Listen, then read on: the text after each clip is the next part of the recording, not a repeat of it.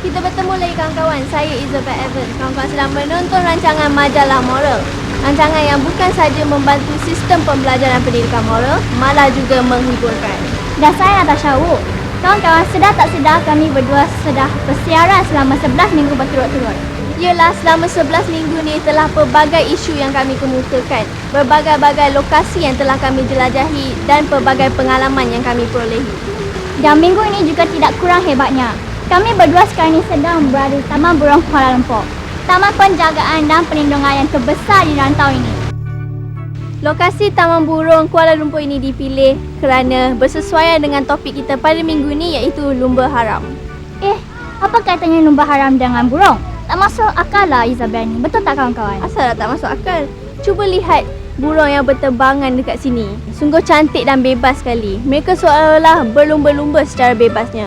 Jadi macam itulah segelintir daripada kita yang tak panjang akal. Cuba meniru keupayaan burung yang terbang bebas tanpa sepadan dan batasan undang-undang. Tak habis-habis dengan isu ni. Mereka tak takut ke kepada pihak berkuasa? Ramai pihak yang asyik mengambil berat tentang isu ni. Namun, mereka masih tetap dan berani dengan sikap keras kepala mereka. Memang betul tu. Walaupun sudah ramai yang memberi reaksi yang negatif tentang isu ni, namun pelumba-pelumba haram semakin bertambah bagaikan cendawan yang tumbuh selepas hujan. Apa yang lagi menakutkan ialah ada juga pelajar sekolah yang turut terbabit. Baiklah, tanpa membuang masa lagi, mari kita sama-sama saksikan laporan mengenai isu kita pada minggu ini, iaitu lumba haram. Sepatutnya waktu malam digunakan untuk merehatkan badan, tetapi ada juga segelintir manusia menjadikan waktu tengah malam sebagai waktu untuk berhibur dan jalan raya sebagai gelanggang. Mereka tidak mempedulikan orang di sekeliling mereka, malah pelumba-pelumba haram ini terus memecut dengan laju tanpa memikirkan akibat dari tindakan mereka itu. Tidakkah mereka sedari bahawa perbuatan mereka itu boleh mengundang padah? Apa yang lebih menggerunkan lagi, terdapat juga golongan pelajar yang terlibat dalam gejala tidak bermoral ini. Walaupun pelbagai pihak mengecam pelumba-pelumba haram ini, mereka tetap berani tampil dan terus menimbulkan masalah yang boleh menyebabkan kecelakaan kepada diri mereka dan pengguna jalan raya yang lain. Adakah kegiatan ini sukar dibendung atau kawan-kawan kita yang malang ini akan sedar apabila telah terkena pada batang hidung sendiri? Bak kata pepatah, sesar dahulu pendapatan, sesar kemudian tidak berguna. Raju. Good boy Raju. Good boy. Sebenarnya saya sendiri ingin tahu apakah sebenarnya yang bermain di hati kawan-kawan sehingga sanggup terjerumus dalam kancah ini. Dan saya bernasib baik kerana pada minggu ini dalam majalah moral, saya menjemput Dr. Rozmi Ismail, ahli psikologi daripada Universiti Kebangsaan Malaysia untuk mengulas isu kita pada episod kali ini. Okey, terdapat beberapa faktor yang mendorong remaja terlibat dalam lumba haram. Antara faktor tersebut adalah faktor adanya sponsor ataupun hadiah yang lumayan yang boleh jadi berbentuk yang kecil sehinggalah kepada yang besar.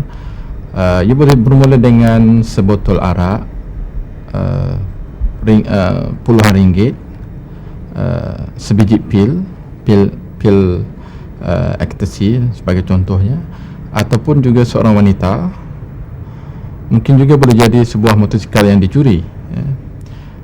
Dan yang paling besar hadiah pernah saya saksikan, saya tengok adalah satu perlumbaan haram yang mencecah sampai 10,000. Itu dari segi hadiah. Faktor faktor yang kedua kita boleh tengok selain pada hadiah adalah faktor psikologi itu sendiri, iaitu faktor di mana remaja ataupun kanak-kanak yang sudah mencapai umur remaja ini, mereka nak mencuba sesuatu yang baru. Mereka nak mendapat tempat dalam masyarakat. Mereka nak menunjukkan kehebatan.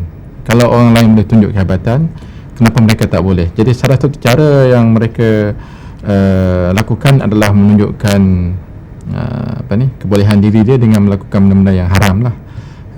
Jadi dengan melakukan aktiviti-aktiviti yang mencabar bersiko ini, mereka akan dapat pengiktirafan daripada peer group ataupun kelompok mereka. Sebenarnya masyarakat boleh memainkan peranan dalam mengurangkan gejala lumba haram, ya. Misalnya setiap satu kelompok masyarakat mengadakan satu aktiviti, satu kampung satu aktiviti, ataupun satu daerah beberapa aktiviti. Dan aktiviti-aktiviti itu kita mesti menangani mengikut perkembangan remaja, kan. Jangan kita buat aktiviti-aktiviti ceramah yang kita lihat sekarang ni, ceramah, motivasi, kesedaran. Itu aja. Tapi benda-benda yang boleh terdetik hati dia, berminat. Misalnya aktiviti-aktiviti menjadi seorang mekanik yang hebat, mungkin nak jadi pelumba yang bertaraf profesional. Cuba kita buat benda yang positif. Sebab ialah kerana kerajaan mengiktiraf sukan ini. Sebab itu kata tadi, sebab kita tengok mereka ni nak apa sebenarnya. Dia nak biar masyarakat mengiktiraf dia ni wujud dalam dunia ni. Kamilah orang muda yang hebat. Kalau dalam kampung tu kamilah antara yang paling baik, hero lah, kan, dalam kampung tu. Jadi dia tak kisah orang pandang dia negatif. Yang penting dalam kampung ni siapa yang paling jahat? Engkau. Maknanya dia hebat. Padahal benda tu negatif, kan. Kau paling jahat sekali. Kacau nak ada orang, berlumba, merompak, itu hebat. Jadi orang muda ni dia nak pengiktirafan itu. Jadi cuba kita ubah pengiktirafan yang negatif tadi buat pada yang positif. Ya, itulah dia pandangan secara ringkas dan bernas daripada Dr. Rozmi yang ternyata lebih arif tentang permasalahan remaja yang terlibat dalam lumba haram. Sekarang apa kata kita meninjau pula pandangan orang ramai tentang isu lumba haram ni. Seperti yang saya nampak, kan, memang lumba haram ni memang tak bagus lah. Memang saya pun tengok rakyat Malaysia, kanak-kanak muda, kan, tengok ni dia orang, saya rasa sedih lah. Sebab saya masih remaja, kan, saya sedih lah dengan apa yang berlaku. Bagi saya lah, Mak Rempit ni sepatutnya memang kaum yang dihina lah. Memang saya tegas lah, memang saya pun tak suka lah. Kesannya mungkin mereka akan, bukan hanya akan menyebabkan kecelakaan pada diri mereka sendiri, ya, mungkin pada orang lain juga. Saya rasa mereka patut tinggalkan kerja ni lah, sebab sia-sia saja lah. Ya kawan-kawan, rata-rata ramai yang ditemu ramah tidak setuju dan mengecam kegiatan lumba haram. Hal ini semakin lama semakin menakutkan kerana semakin banyak para remaja yang seolah-olah rela untuk menjadi korban jalan raya. Mengapa ada di kalangan para remaja yang sanggup menggadaikan nyawa pada perkara yang sia-sia? Mereka sepatutnya menjadi pewaris bangsa yang berguna. Dari itu, setelah menyelami paparan yang dipaparkan sebentar tadi, diharapkan kawan-kawan mendapat sedikit kesedaran. Berusahalah untuk mencapai kejayaan dalam hidup dan memanfaatkan waktu kerana kita sekarang ni sedang berada di era globalisasi. Dunia semakin ke hadapan dan tentu kawan-kawan tidak mahu ketinggalan. Jadi ingatlah pesan saya, jauhilah lumba haram. Isabel dan kawan-kawan, burung ini adalah burung yang dilindungi di negara kita. Burung cendrawasih merupakan spesies yang terancam kerana aktiviti manusia yang mengganggu habitatnya. Memang tak patut kita lakukan sedemikian kerana adalah satu kerugian besar seandainya semua burung ni sudah tiada lagi. Rupa-rupanya kita sudah sampai ke segmen sketsa. Tapi jangan lupa ya kawan-kawan, di samping kita berhibur menonton, renung-renungkanlah juga mesej dan iktibar daripada jalan cerita dalam sketsa nanti. Mungkin ada yang boleh dijadikan panduan dan pengajaran dalam kita melalui liku-liku kehidupan. Seperti biasa, kita akan bersama dengan guru pakar moral kita iaitu Cikgu Kara Dewi Anand Perempat Arumugam yang akan mengupas nilai-nilai moral yang perlu difahami pada sketsa yang ditayangkan nanti. Persilakan.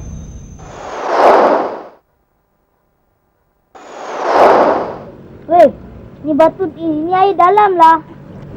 Jom kita baling. Ini kali saya akan kenal lu punya muka. Tak ada kenal lah. Kena muka awak, Mak. Kena muka Yen. Batu kita dah habis lah. Kita pun. Jom kita balik, Wak. Balik. Jomlah kita ikut sini. Wak gila ke? Berbahaya tau. Jom lah cepat.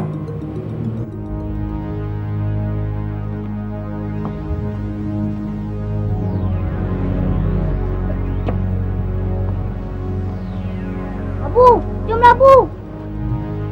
Cepat balik. Takkan takut kot. Mana ada saya takut? Jomlah.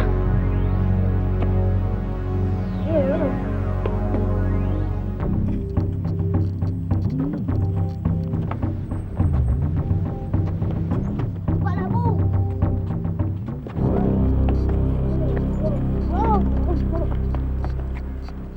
Wow. Kenapa ni? Tak tahu. Mana Abu? Tolong! Tolong! Tolong! Khairul! Aku kat sini! Tolong! Abu. Tolong!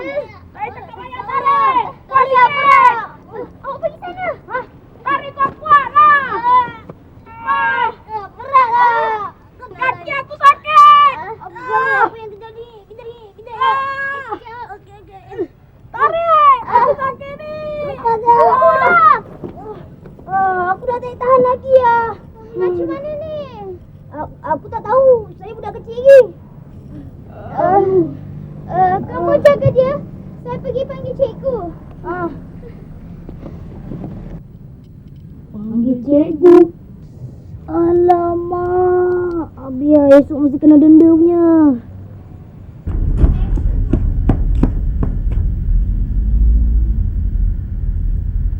Apa hal dia? Airin, awak nak pergi mana? Nak pergi cari cikgu. Kenapa? Abu terjatuh lah. Jatuh? Di mana? Di longkang luar sekolah. Abu memang budak nakal. Padan muka dia. Tak payah tolong dia.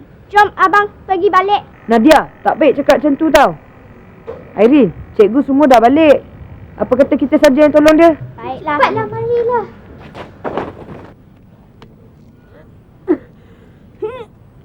Tarik kuat sikit! Weh, tarik kuat sikit weh. Weh, tarik kuat sikit weh.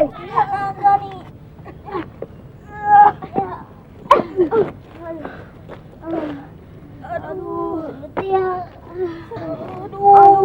Sakit tu kaki aku ni.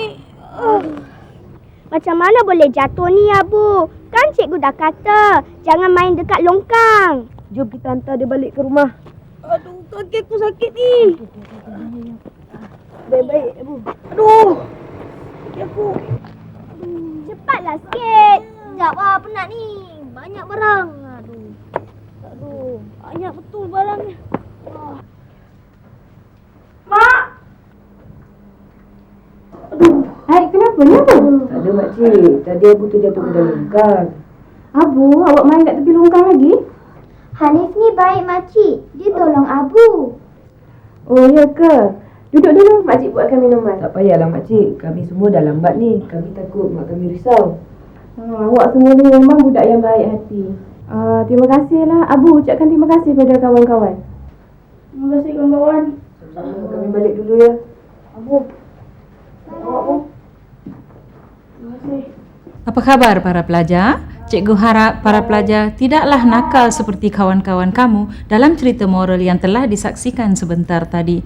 Lihatlah akibat buruk yang telah terjadi kerana mereka tidak berfikir sebelum bermain di tepi longkang.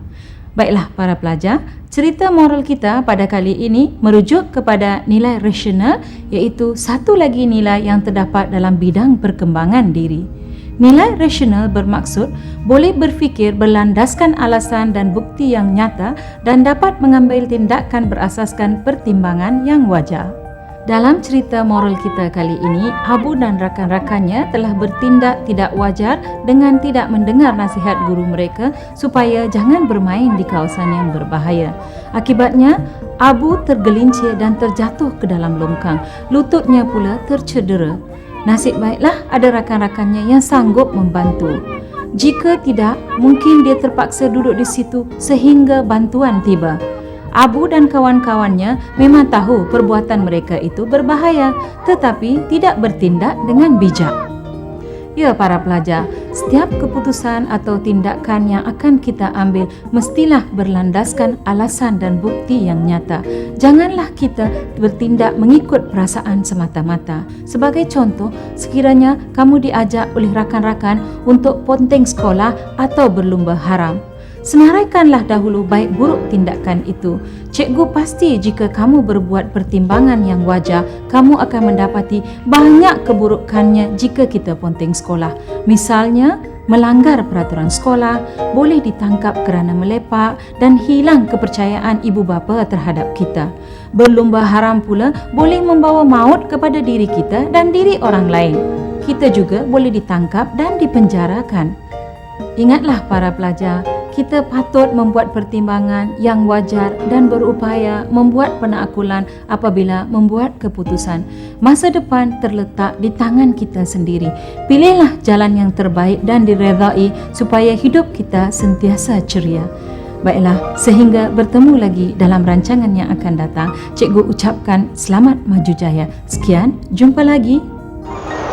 Kita bertemu lagi kawan-kawan. Bagaimana kisah-kisah tadi? Tentu kawan-kawan dapat pengajaran yang berguna daripada kisah tadi.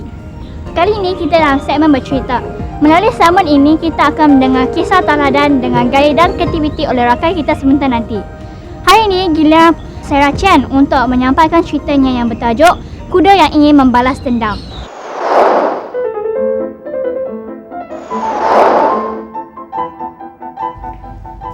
Apa khabar semua? Sarah Chan kembali lagi untuk episod kali ini dengan cerita rakyat dari negara Perancis bertajuk Kuda yang Ingin Membalas Dendam.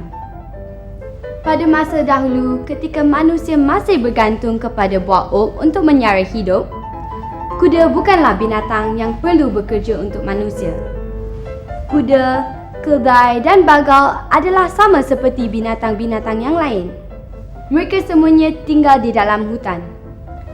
Keadaan zaman dahulu kala dan sekarang tentu berbeza. Sekarang, terdapat alas kusyen dan pelana yang perlu dipakai di atas kuda. Cerita tersebar bahawa terdapat seekor kuda yang berselisih faham dengan seekor rusa yang boleh berlari pantas bagaikan terbang. Rusa itu berlari dengan pantas sekali dan kuda teringin sekali untuk menangkapnya. Kuda itu berasa tidak senang hati tetapi tidak mahu mengalah. Dia ternampak seorang manusia berlalu di depannya, maka meminta pertolongan daripada manusia itu. Orang itu memasang tali kekang pada kuda itu, melompat ke atasnya dan memacunya untuk mengejar rusa itu. Selagi rusa itu tidak ditangkap ataupun belum mati, manusia tidak akan memberi kuda berehat walaupun seketika sahaja. Akhirnya mereka berjaya mengejar rusa. Kuda yang marah itu menendang rusa itu dengan sepenuh tenaga. Tanpa melengahkan masa, manusia mengambil kesempatan itu untuk menangkap rusa tanpa menggunakan banyak tenaga. Memandangkan hajatnya yang telah sampai, kuda berterima kasih kepada manusia yang telah menolongnya. Ia pun berkata, "Hei manusia, terima kasih kerana membantu saya. Tetapi sekarang saya perlu meminta diri. Saya akan menuruti arahan kamu bila-bila masa saja. Tetapi saya perlu pulang ke dalam hutan sekarang." Orang itu enggan turun dari kuda dan menjawab, "Hei kuda, janganlah berkelakon begitu. Saya telah menolong kamu.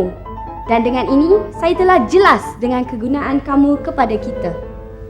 Marilah, saya akan melayan kamu dengan baik sekali dan memberi kamu makanan yang banyak sekali menimbun setinggi badan kamu." Pada saat itu, kuda telah mengetahui bahawa dia telah melakukan sesuatu perkara yang bodoh. Dia telah menyedari kesilapannya, tetapi telah terlambat. Tali kekang, kandang dan segala persiapan telah dibuat.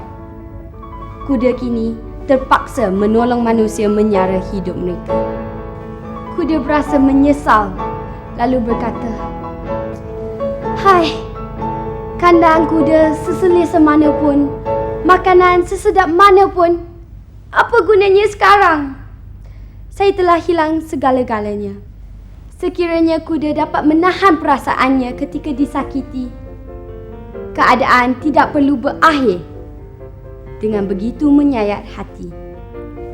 Nilai moral yang dapat kita pelajari daripada cerita rakyat ini,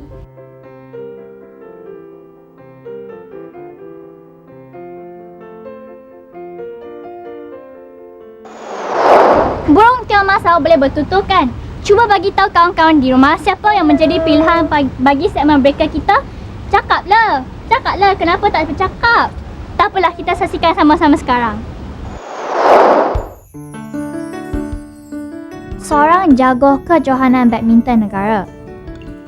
Aktif dalam permainan badminton sejak di bangku sekolah lagi bersama keluarga. Beliau juga pernah berlakon dalam beberapa siri televisyen dan juga filem.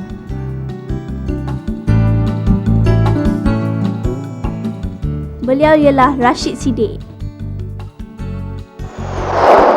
Kawan-kawan, walaupun kita sekarang ini sedang berada di zaman serba moden, era globalisasi dan internet tanpa sempadan, namun kita sebagai remaja haruslah bersifat terbuka dan janganlah ikuti hati kita yang selalu memberontak dan melawan. Mahu atau tidak, pada hakikatnya kita tetap memerlukan nasihat dan tunjuk ajar daripada orang yang lebih dewasa sebagai pembimbing untuk kita dalam proses perkembangan diri menuju ke alam dewasa dan boleh dijadikan landasan untuk kita berfikiran lebih matang dan boleh berdikari. Kawan-kawan, untuk memastikan kita berada di landasan yang betul, kita bersama dengan pakar motivasi kita iaitu Profesor Madar Dr. Fazil Cik Din daripada Universiti Putra Malaysia.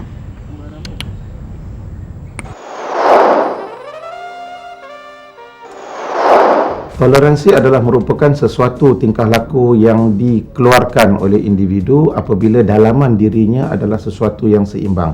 Dan lazimnya tingkah laku yang kita lahirkan adalah merupakan satu usaha yang kita cuba untuk nak menolak apa-apa saja unsur yang negatif. Tetapi dalam konsep toleransi ketatanegaraan kita yang kita amalkan pada hari ini merujuk kepada keupayaan seseorang itu untuk sanggup bertolak ansur, untuk sanggup bersabar, untuk sanggup mengawal diri demi mengelak berlakunya pertelingkahan antara sesuatu individu dengan individu yang lain. Maka toleransi penting untuk kita jaga harga diri dan juga keperluan diri.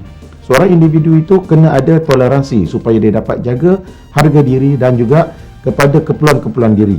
Dan yang kedua, dia cuba juga penting kerana ianya dapat menjaga hak diri kita dan juga hak orang lain. Dan pentingnya toleransi ini juga ia dapat menjamin hubungan antara manusia dengan manusia yang lain. Dia dapat menggalakkan kehidupan yang lebih harmoni, lebih aman, bahagia. Dan adanya keharmonian, keamanan ini, maka kemakmuran akan tercapai dan seterusnya kesejahteraan rakyat akan tercapai. Ini yang dicita-citakan oleh mana-mana negara. Dan Alhamdulillah negara kita Malaysia mempunyai nilai toleransi yang sangat baik sehingga kita duduk di dalam keadaan aman, damai, harmoni dan juga sejahtera. Baik, sekarang ni bagaimana cara untuk kita nak meningkatkan amalan toleransi ini? Para pelajar sekalian, kita kena faham bahawa kalau kita nak bertoleransi, kita kena tahu apakah ciri-cirinya. Toleransi ini adalah keupayaan untuk seseorang itu berinteraksi ataupun menerima dan menolak sesuatu. Menerima, contohnya menerima apa? Kita cuba menerima hak orang lain. Kita tahu, seorang Melayu macam saya, kita kena faham bagaimana kita nak menerima nilai-nilai sahabat saya yang bukan Melayu. Kita kena tahu apakah keperluan dia, kita kena tahu apakah dia masalah yang dia hadapi, apakah halangan-halangan yang dia ada. Dan dalam masa yang sama, manusia yang bukan seperti saya ataupun individu kan bukan Melayu, dia kena juga memahami keperluan saya. Di sinilah kita belajar untuk nak apa dia? Nak memahami.